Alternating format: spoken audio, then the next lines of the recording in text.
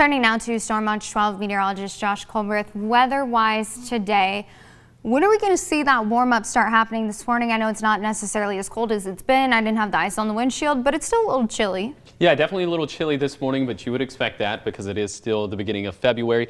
But today will be the first day where we're really back on par with what we'd expect for temperatures for this time of the year. And then I think it's tomorrow where we really break above that average threshold and we start to get more on the mild side. But pretty cool this morning in Grants Pass, 28 degrees this morning. And in the rest of the Rogue Valley, we're sitting either right at or just below freezing.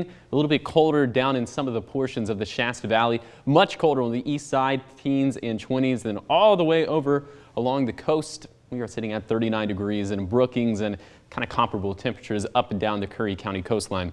Today's hiking planner for the west side valleys. It will start off gray, but as we head into later portions of the morning, then getting into early portions of the afternoon, those clouds should start to break apart. You'll have plenty of sunshine, which means you do need to apply the sunscreen. The only hazard on the map there is sunburn, especially if you have fair skin like me. So for today, all over the place, lots of sunny skies. We will start off with abundant cloud coverage to begin the day, but kind of similar to that graphic I just showed you for the west side valleys. It'll start to break apart a little bit later in the day, especially in the early portions of the afternoon. Pretty, I wouldn't say mild temperatures today, but pretty average for this time of the year. 40s and 30s on the east side, 50s up and down the Interstate 5 corridor, and we will be at 57 degrees in Brookings, as I should say. Then for tonight, again, just kind of more average overnight lows. We're definitely going to be cold, teens and 20s there on the east side. 20s throughout Siskiyou County will be just right at or a little bit below freezing once again within the Rogue Valley, and comparable temperatures to what we're seeing right now in Brookings. We'll see that again as we head into the overnight hours and then as we get into tomorrow morning. So kind of a calm night. It'll be a calm weekend too, and here's where that warm-up is happening. Anna asks, so ask and you shall receive. We're going to be into the lower 60s as we get into Sunday. That'll feel quite nice, and we'll have plenty of sunshine to go around.